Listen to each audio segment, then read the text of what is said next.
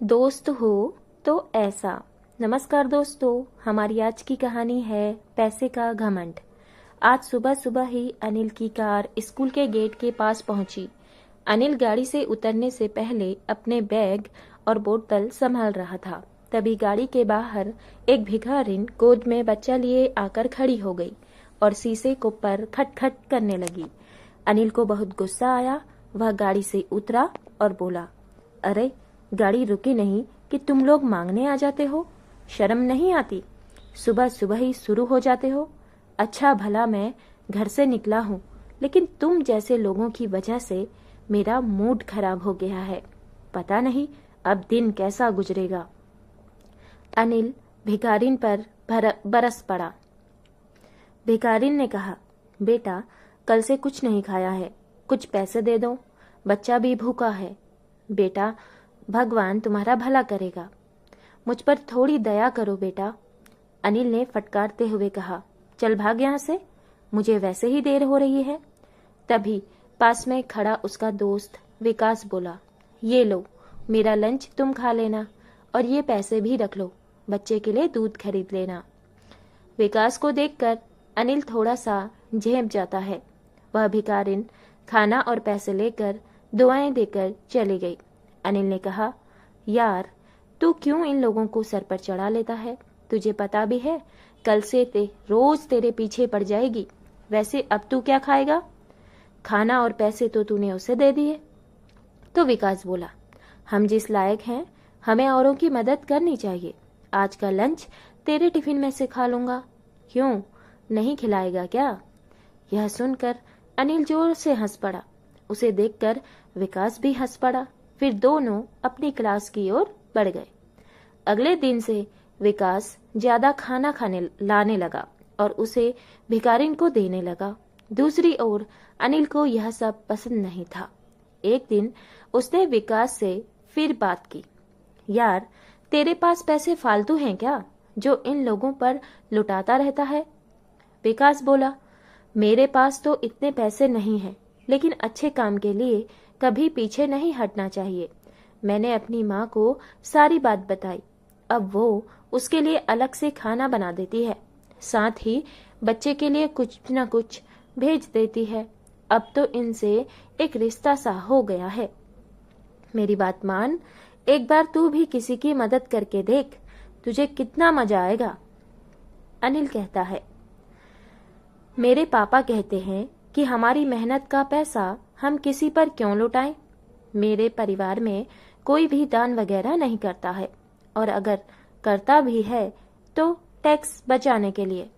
विकास हंसकर जवाब देता है, ठीक है, अपनी अपनी सोच है, हम क्या कर सकते हैं।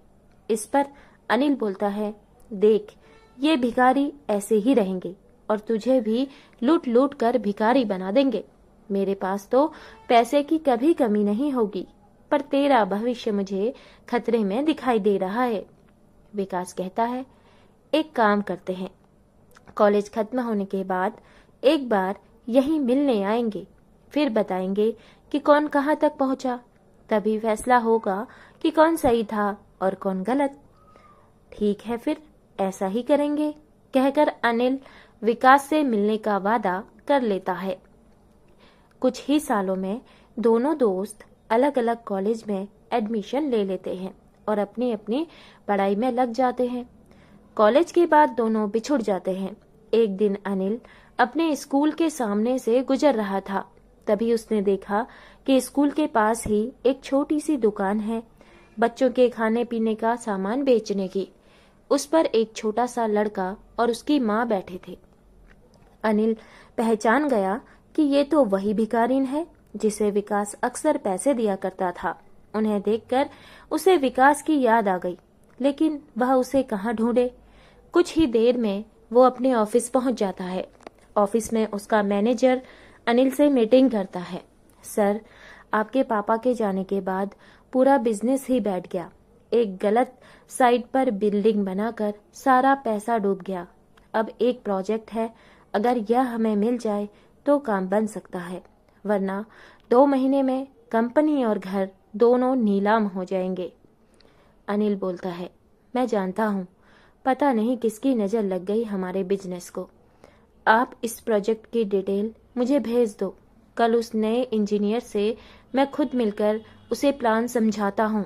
हमें किसी भी कीमत पर यह प्रोजेक्ट लेना ही होगा। अगले दिन अनिल जल्दी से तैयार होकर प्रोजेक्ट की फाइल लेकर सरकारी दफ्तर में पहुंच जाता है। वहां वह इंतजार करने के बाद इंजीनियर के कैबिन में पहुंचता है। अनिल बोलता है, सर, ये प्रोजेक्ट रिपोर्ट देखिए। हमसे अच्छी बिल्डिंग कोई नहीं बना सकता। एक बार देख तो लीजिए सर।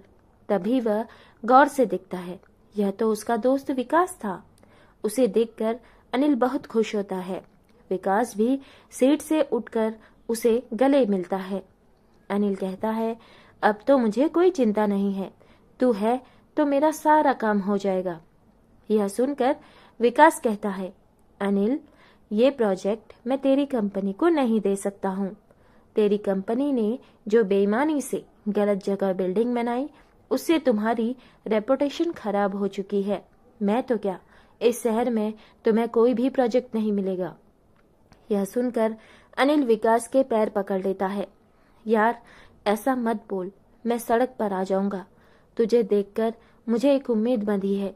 अगर ये प्रोजेक्ट ना मिला तो मैं बर्बाद हो जाऊंगा। विकास अनिल से कहता है, चल मेरे साथ। वह अनिल को लेकर उसी स्कूल के सामने पहुंच जाता है।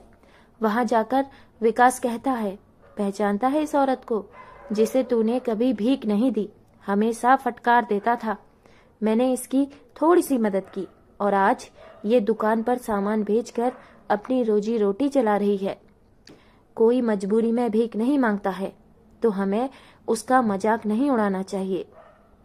आज देख, भीख तो तू भी मुझसे मांग रहा है। इसमें और तुझ में क्या फर्क रह गया? मैं तुझे नीचा नहीं दिखा रहा, लेकिन तूने सिर्फ पैसा कमाया, दुआएं नहीं। आज वह भी तेरे पास नहीं है। जिस पैसे पर तू घमंड कर रहा था, आज उसी ने तुझे बर्बाद कर दिया। यह सुनकर अनिल की आंखों से आंसू बहने लगे। वह बोला, हाँ, तू ठीक कह रहा है। मेरे परिवार ने कभी किसी की मदद नहीं की। यही शिक्षा उन्होंने मुझे दी। विकास अनिल को लेकर उसी दुकान पर पहुंच जाता है। वह औरत उन्हें देखकर उनके पास आ जाती है। भैया, आइए, बैठिए, मैं अभी आपके लिए कुछ ले आती हूँ। विकास बोला, नहीं माँ जी, मैं तो बस आपसे मिलने आया था। कोई परेशानी तो नहीं है? वह औरत बोली, भैया, आपके कारण हम भिखारी की जिल्लत से बाहर निकल आए। मेरा बेटा अब स्कूल जाता है, यहीं पास ही में। हमने एक कमरा किराए पर ले लिया है। मैं अपने बेटे को पढ़ा लिखा कर आपके जैसा अफसर बनाना चाहती हूँ। पूरी जिंदगी भी लगी रहूं तो आपका एहसान नहीं चुका सकती। उनसे मिलकर अनिल को भी अच्छा लगा। वहां से कुछ दूर जाकर वह बोला, विकास, अब मैं किसी से भीख नहीं मांगूंगा। नए सिरे से शुरुआत करूंगा, ईमानदारी से, और अपनी कमाई का कुछ हिस्सा दान जरूर करूंगा। विकास बोला, अगर तू सच्चाई और ईमानदारी से काम करे तो ये प्रोजेक्ट मैं तुझे दिलवा सकता हूँ। क्या तुम सच कह रहे हो? हाँ मेरे दोस्त, जिंदगी का सबसे बड़ा सबक आज तुमने सीख लिया है, जो तुम्हें उस वक्त समझ नहीं आई, लेकिन आज मेरा दोस्त सब समझ गया और मुझे खुशी है कि तुम नई शुरुआत के साथ आगे बढ़ोगे। अनिल अपने दोस्त के गले लगकर रोने लगता है। आज इन आंसुओं में उसका घमंड भी बह गया था। वह अपने दोस्त को धन्यवाद देते हुए बहुत खुश होकर बोला, सबकी जिंदगी में एक तेरे जैसा यार जरूर होना चाहिए।